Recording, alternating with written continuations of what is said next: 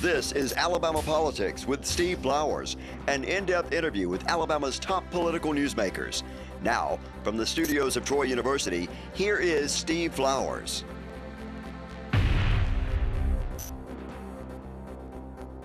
I'm Steve Flowers, and welcome to Alabama Politics. Folks, we're very fortunate tonight to have as our guest one of my best friends in the world and one of my favorite people in the world, and one of the most prominent people I know in the world, most powerful pen I know in the world. My lifetime friend, Judge Keith Watkins, who is a United States federal judge here in the Middle District of Montgomery, and actually he didn't have to walk far to come down here. We filmed this show in the Rosa Parks building in downtown Montgomery, and Keith just walked over from the federal courthouse over there around the corner and came out here to see me. I've had this show for 15 years or more, and never had a federal judge on here much. That's my good friend Keith. I have some state Supreme Court people running for the Supreme Court, so we got to be careful about what we ask him.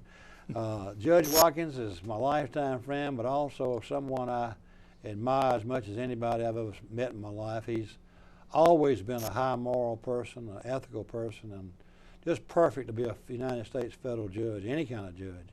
But Keith, good to have you on the show finally. Thank you. I'm honored. Well, it's not politics. He don't run for it, y'all. He's appointed for life. A federal judge is. And that's kind of where I want to start off, Keith, to talk about. Our viewers may not understand this, the court structure and the job of a U.S. federal judge. There are very few, very powerful positions appointed for life.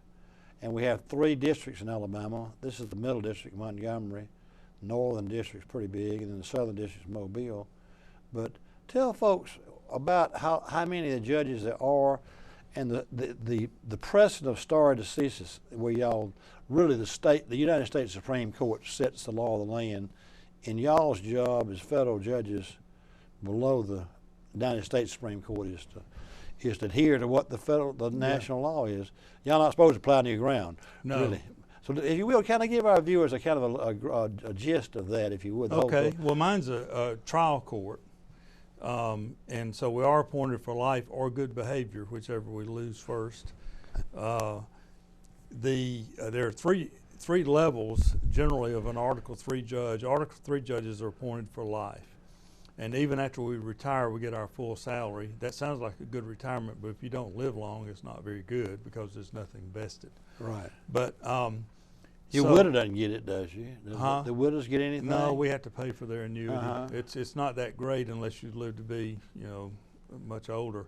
I say widows in future years. It's probably going to be widowers. Yeah. I think the women are going to take over the legal profession. Yeah, they're already 60% of. Actually, they're 60% of students in undergrad right now. It's hard to believe. I'm sorry to interrupt you. Yeah. So the federal system is the district court is the trial court. We find facts and we have juries. The Court of Appeals reviews what we do, and we're in the 11th Circuit, which is only Georgia, Florida, and Alabama. 11th Circuit. How many circuits are in the country?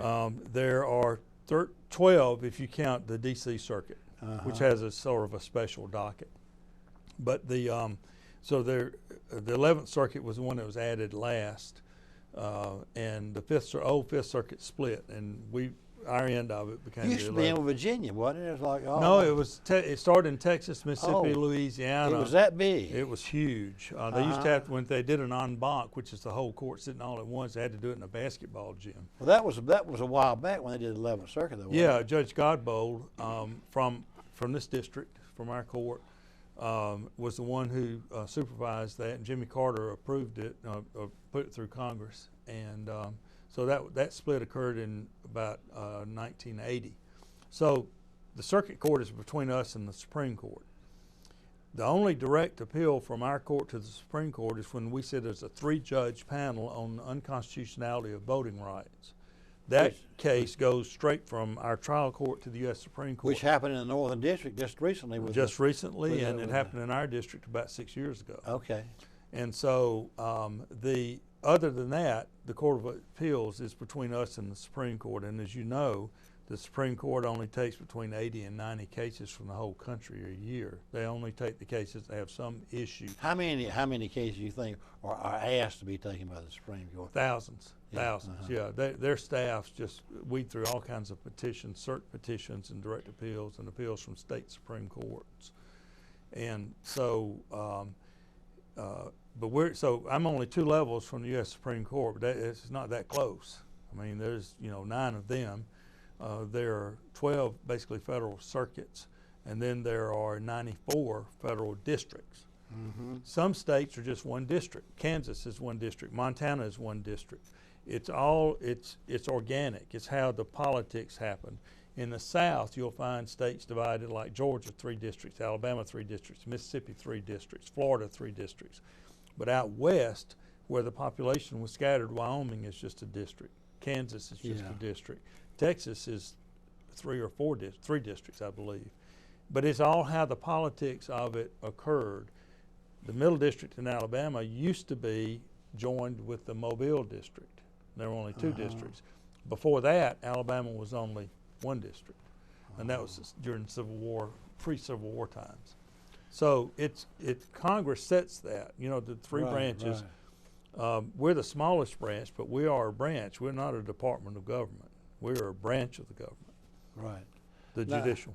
But Keith, when you are appointed for life by the president, who was president when you were appointed? Bush, one of the Bushes? George W. Bush. The older man? No, the younger W. What year were you on the federal bench? I was confirmed in 2005, the end of 2005. So not quite 2 decades. Right, it's about 17 years. 17 years. And so Senator Sessions and Senator Shelby were my supporters. And tell our viewers how that works. It's really politically, if a party is a senator from a state is in the same party with the president, they generally have input as to who is put in a federal The judgeship. president will wait to hear generally, unless he has some connection to the state, like a Bush to Texas. Bush probably would make his own decisions.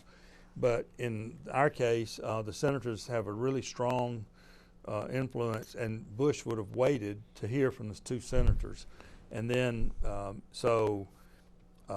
Senator Shelby decided he wanted to talk to me about it, and I never asked for this job, and I still haven't asked for it. I know it. I remember the night. Yeah. And we talked that night. You remember you called and Shelby had called and everything? Because folks, Keith was my lawyer and my best friend in Troy, and he never even wanted to be a federal judge. And he wasn't sure he was going to take it. I remember that night. You really wasn't sure. I said, well, Keith, you can't turn down a federal judgeship. I mean, it'd be difficult. Shelby said that, Senator Shelby caught you by surprise, didn't he? Yeah, and said I need How old were you then? Are you 55 years old? 53 when they had nominated, 54 when confirmed. Keith and I born about the same time. He was born July 5th, 51. I was born September 5th, 51. That shows you how old we are. He's taking senior status now. Tell him about being a senior judge and all of these. Talk about all these new federal judges that are going to be that Shelby helped get appointed to y'all's circuit and every other circuit. Yeah, well, the trend now, I guess the trend used to be to appoint older, wiser people. The trend now is to appoint people who will stay on the bench a long time. And that started with George Bush. You were kind of young at the time to go on the federal bench. Yeah. That's about the average. About the average for then, but now the average would be in the 40s easily. Starting with George Bush later, and then Obama, and then Trump. The focus has been on younger and younger judges to have an influence over the judiciary longer. See, there are about 1,100 of us, judges, federal judges, and some were appointed by Clinton. Until recently, we had a Nixon judge until about 3 or 4 years ago. There was a Johnson, 1 or 2 left. Judge Wesley Brown in Kansas was still trying cases at 102. Now, who had appointed him, I wonder? Oh, I think Eisenhower probably. Yeah, and but the genius of it politically, and we're not political, but the political genius of it is that our judiciary now is made up of 200 or 300 Trump judges, 200 or 300 Obama judges, 150 or 200 Bush judges, all the way to Clinton, and Bush won, and there's still some Reagan appointees. Keith, talking about that has always marveled me, and it's a lot of lip service and platitudes given to the founding fathers and their insight. But when you look at the way our system of government is set up, it's almost a genius. It is. That's like a soup. I mean, there are carrots and there are peas and there are tomatoes and there's meat, but we're all part of the same soup. And my view is that the rule of law is the pot, the melting pot. The thing that holds our 3,000 cultures together in this country The hard thing, the thing that doesn't change much, is the pot, and that's the rule of law. Inside it, it is brilliant that you've got a judiciary with 6 different presidents with all kinds of, and so even though you may not like carrots, or you may not like peas, or you may not like chicken, you know, the soup is good. The soup But works. now politically, the fact that we've had Republican senators from Alabama and the South for the last 30 or so years, the Shelby and Sessions really sat on some federal appointments that came open to avoid a Democratic president having the right to appoint them from a political standpoint. That happens in most states. Yeah. Some states have a commission, but most states the senators are in charge. But like you said, if you got a Republican president and 2 Democratic senators, like Georgia would have been, it'd be very difficult for them to work. We got just the opposite now. We've got 2 Republican senators and a Democratic president. So we have a vacancy that's not being filled. And they just can't get together on anybody. They have lots of names floating around, but nothing ever happens. Keith, speaking of that, you and I grew up in an era, and we recall this, that Keith and I grew up in Troy, Alabama. We saw the civil rights whole thing evolve. We saw our school be integrated when we were juniors and seniors, and we lived through that 60s civil rights thing. We saw it firsthand. We both graduated from high school in '69. And by the way, we both went off and sold books in the summertime that summer. Keith sold dictionaries in Dallas and lived with his cousin or uncle. Bobby Davis, who's a dentist out there and a great pianist. And then I went to North Carolina and sold Bibles. Anyway, we had, but I'm getting off my subject. But going back to our seeing that whole era, the most famous person who came out of that era, and the one who won the battle over segregation and civil rights was Frank Johnson over George Wallace. We saw the George Wallace-Frank Johnson battle. But you're in the same seat that Judge Johnson was in, and quite frankly, you've taken a real interest in really telling his story. Yeah. Tell our viewers kind of what you're doing with that Frank Johnson, who was probably may have been one of the best known judges. He is the most famous district judge ever in the history of this country. And he was in this circuit here He was in in this district right here, and in the circuit. In 1980, he went on the circuit court. That's right. He's famous, though, for the first case was Rosa Parks. I mean, the building we're in right now. The building we're in right now. And you're on the board of that. I'm on the board of the Rosa Parks Museum. Within 6 weeks of him taking the bench, she was arrested right out here on the street, right across from the courthouse. 6 weeks after he was in the federal court. Yeah. He had to call because they were challenging a city ordinance, the busing ordinance, transportation. He had to call a 3-judge court. That's why it was in federal court. It was in federal court. They were declaring the Montgomery ordinance unconstitutional. Which is right around the corner, really, from the yeah. It happened. Well, in 1961, the riot, the Freedom Riders, happened on our campus. That's Judge right. Johnson was fishing, but if he'd been in his office, he would have seen John Lewis and them getting beat up in '61. In '65, the Voting Rights March came right by the courthouse, and Judge Johnson, Judge Reeves, R-I-V-E-S, right, who was on a circuit court, said, "Frank, come over here to the window. You need to see this. You did this." And in 1965, so that's Did all he come history. over there and see it? Yeah, Judge Johnson came to the window and watched 100,000 people march to the Capitol steps. And Martin Luther King made a speech there, and but that's our court. So 1955 was actually the Freedom Riders were beating up right outside that door at the Greyhound station too. Behind it's on our campus. Yeah, we own it. Yeah. The government, USA owns it, and there's a museum there now. Okay, you need to go see where it. the Greyhound station was. Where they beat those civil rights. Museum there. Floyd right Mann now. came down and saved people's lives. Floyd Mann with a .38 fired it in the air and stopped them, the beatings. I didn't interrupt you though, but you we're talking about him. Judge Reeves got him over by the window. Yeah, he said, he did love to fish. That was his only recreation. He really loved to fish. Paul Hubbard had that same penchant. He did. Dr. Hubbard was a fisherman like Frank Johnson. And I hear people all the time. David Matthews, the president of the University of Alabama, told me that I was having dinner with him one night, and he said, I used to go fishing with Judge Johnson. And people tell you that all the security officers and the marshals used to go fishing with him. It was a big deal. A funny story. His wife always made him spray down everything with Miss Ruth. Yeah, Miss Ruth. And when they went to these fishing camps, $5 a night, little old bed, and he went to one in Where Florida. would he go fish? Would he fish around here? No, in Florida. He go down to Florida to yeah, fish? Go yeah. there? And so he stayed in this fishing camp, and he sprayed the bed with Lysol, and it took the finish off the wood. The wood finish, the varnish just melted off the wood, and he spent the night trying to. He built furniture too, so he spent the night trying to clean that up. Where did he live here in Montgomery? Was it he lived close to the courthouse? Or? No, he lived. I don't know exactly where it was, but he and his mother. You know, his mother's house was bombed by the Klan because his daddy's name was Frank Johnson. He was deceased. All right. And the Klan got the wrong address. Wasn't his daddy a probate judge of Western County? and the only Republican in the Alabama legislature at one time. That's in the right. 20s. People don't realize that, but that part of Alabama where Judge Johnson was from was The Free State of Winston. Free State of Winston, and they seceded from the Union. He grew up that was the only Republican county in the state. Yeah, he had one great grandfather who fought for the Confederacy and one great grandfather who fought for the Union. Have you studied all this stuff? And tell me what you're doing with. Tell our viewers what you're doing with the Johnson. Yeah, we have the Frank Johnson Judicial Institute. We've it's a nonprofit. It's a nonpartisan telling of the story of Frank Johnson and primarily the civil rights movement. You know, Montgomery's always claimed to be the cradle of the Confederacy. We're also the cradle of the modern civil rights movement because of Dr. King and Ms. Parks and Judge Johnson. Well, now Montgomery's claiming it. And a lot of the tellers of the story have their angle about it. Our angle is we claim we're nonpartisan. We don't care how you divide on which side of whatever argument you're on. We just tell you plainly these are the cases, and we teach civics teachers in the summer.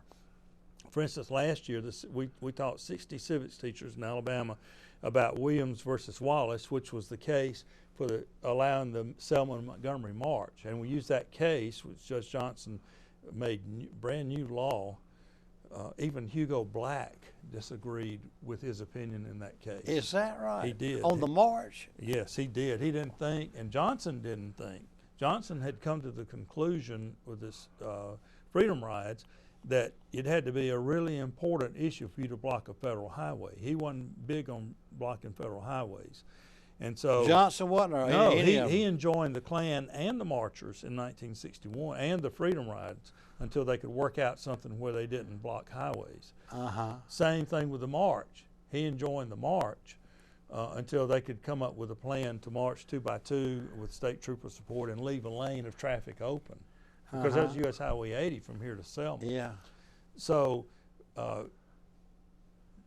Justice Black, and I have to say I'm collecting some of these stories privately, including one from you about George Wallace that I tell sometimes. About the one he went supper with Miss Ruth and all them. Miss Ruth would cook supper for while he was in law school. Yeah, yeah. She was a good cook. Yeah. And they were best friends. They were best friends in law school, but boy, it turned sour when he became governor. I think Johnson really didn't like Wallace. I mean, well, seriously. the problem was that Wallace had lied to him so much. No, he knew who Wallace was. The Wallace that is remembered by history is not who he really was. He was the most liberal law student at Alabama in the 40s. The law professors almost kicked him out of Alabama's law school because he was such a flaming Roosevelt Democrat. And he was when the Dixiecrats walked out, he didn't. I know. Wallace stayed. I know. But when he lost that first governor's race, he changed, and Frank Johnson knew it. Yeah. And Wallace became a judge and tried to not turn over voting records, and then Wallace became more and more bitter, and then for 30 years they didn't say 2 words to each other.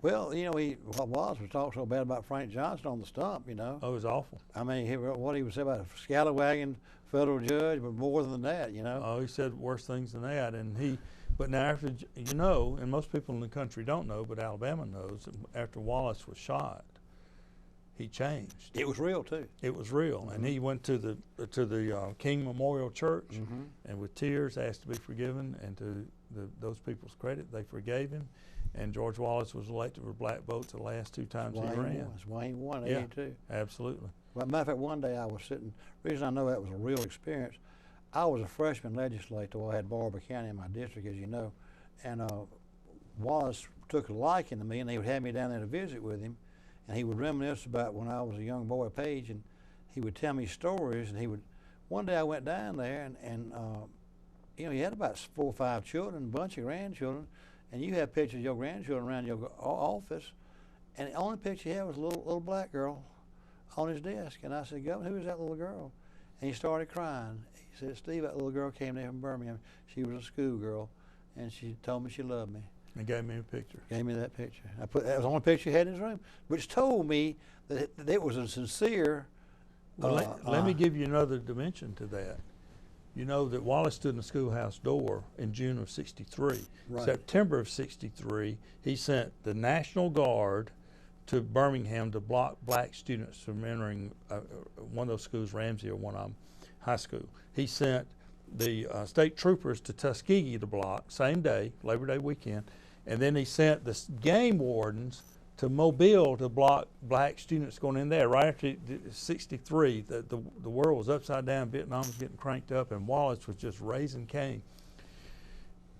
It was only 2 weeks later of the bombing of the 4 little girls in Birmingham. I believe he was on his hands. That's when he looked at that little girl from Birmingham. Mm-hmm. She drove all the way down here. I think he was thinking about 4 other little girls. Keith, you're exactly right. That's what made me think he knew that blood was on his hands. Yeah. He was on. Now back to Judge Johnson. He did the first thing major he did was handle Rosa Parks case. Isn't that appropriate that you're now a federal judge? You walk down here to the Rosa Parks building. This is where it happened, and you're on the board, and you're doing this for Judge Johnson. Isn't that interesting? It's kind of triangulation, isn't it? And you walk from the newer federal courthouse. Right by where she was arrested. Right by where she was arrested. Yeah. So that was the first case. Then what was the second landmark case? Well, there's some in between on voting. The first, no state had been ordered to be redistricted. Right. Since in Alabama, no federal courts were doing that. There were no federal prisoner cases then. The first federal prisoner case was in 1967 in Arkansas, where they would whip prisoners, and a federal judge in Arkansas said, you can whip them, but you got to give them a hearing first. And that was the very first. Now it's 40% of our docket. But the point is, times were different. And so while Frank Johnson, Alabama had not been reapportioned in 60 years. I know. Troy had how many representatives? Two representatives. Birmingham might not have had two. Lowndes County had 2. I know. So, I mean, that's not fair. I mean, well, the little page, I used to look at that. There's something wrong here. Yeah. I said, Huntsville's got 200,000 people, and they got 2 representatives. We got 25,000 in Pike County, and we got 2. Well, he got that case, but he didn't think he had authority. And so he ruled that he couldn't make the legislature do anything. Well, the U.S. Supreme Court sent it back, and that was the first redistricting case in this whole country. Was here in that? Yeah. 78 or something like that? No, it was in 60. Yeah, that's right. 59 yeah, 60. And then, because that's how Bill Dickinson, all of that happened. But so the federal courts have changed a tremendous amount since Frank Johnson came. He didn't even have a law clerk. I've got 3. He didn't even have a law clerk? No, he had a bailiff. And he hired a lawyer as a bailiff. There was not a van there. There were 2, sat there with Bob, Bob Vance? No, Vance was. There was another one. It was a very erudite looking man. I forget now.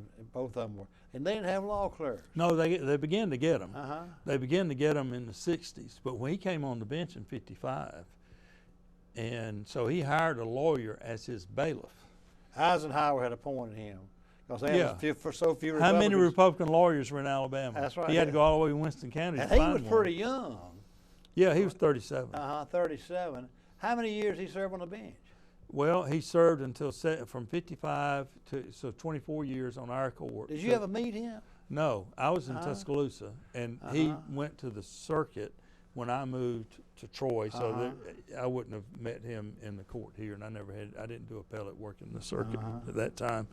So I never. Y'all have a library y'all doing this in? Yeah, we're doing it in. It's the Frank Johnson Judicial Institute, and we're teaching teachers and leading leaders, and we're doing it in a nonpartisan way. Is it in the federal courthouse? It's in the federal courthouse. Where your office is? Yeah, and we have videos, and I have a video of George Wallace standing in the courthouse door from CBS, 6 minutes long. It's unbelievable. I need to come over and see that. It's unbelievable. Have y'all already got? It's called the Frank Johnson Institute. Okay? Yeah. And you got all his archives over there? Yeah, we got archives. We're trying to make we're upgrading the archival space right now. The federal government's not big on museums and courthouses and learning centers. But we're trying to tell the story of Frank Johnson because it's a true story. When everybody else is telling some angle of the story, we're telling the legal story and telling the role of courts in social change. And that's how, but for Frank Johnson, a lot of this would happen in the streets. It would have. Keith, he wore very modest suits. Yeah. You know, one summer I had a summer job. I used to campaign for Bill Dickinson, as you know, and he had a campaign one time, and he made me it was a summer job where I was a student U.S. Marshal, and I got to serve with the U.S. Marshal. His name was Lunsford. Yeah. And Mr. Jim Lunsford, not Ken Dyer, Jimmy Lunsford, he was from North Alabama. I think Judge Johnson had appointed him, the U.S. Marshal, helped him anyway. We were sitting there, and I got to watch court all summer. How about that? And he wore the same very modest suit. Do y'all have any of his clothing or anything in there? We have a robe, but no, we don't have any of his clothing. He wear the same, like a black tie and a black suit every day. He was very straight-laced. He really was. And he wasn't much of talk either. No, he enjoyed being around lawyers like I do, and that's part of my job. I miss being around lawyers in a setting like you and I are in right now. But he could tell some stories, and his first law clerk, after he went on the circuit, right before he went on the circuit, he had a trial starting, and she walked in, and she told me the story herself, and his cuff had come out of his pants. Well, he couldn't stand it. It just bothered him. He's one of these people that he couldn't stand it. So he said, "Debbie, here's some thread." And he threw his big old foot up on the chair and he said, "Fix that cuff so I can go to court." And her first job on the first day at work was sewing his cuff. Who is Debbie? Who is Debbie now? Debbie Long. She's a lawyer in Birmingham. And she's actually chair of the board of the Frank Johnson Institute. She was in-house lawyer for Protective for a long time. Yeah, and Quentin Riggins is our co-chair. Quentin Riggins. Keith, I hate to tell you, our time's up. We got to do this and follow up on some other things about your involvement with the American Village and more on this Johnson Institute. Okay, I'd love to. Folks, our guest tonight has been United States Federal Judge Keith Watkins, one of the finest men I know, and has been a federal judge here on the bench in Montgomery for 17 years, and probably 17 more, but it'll be in senior status. We thank Keith for being with us, and thank y'all for watching Alabama Politics. Thank you so much. And thank you.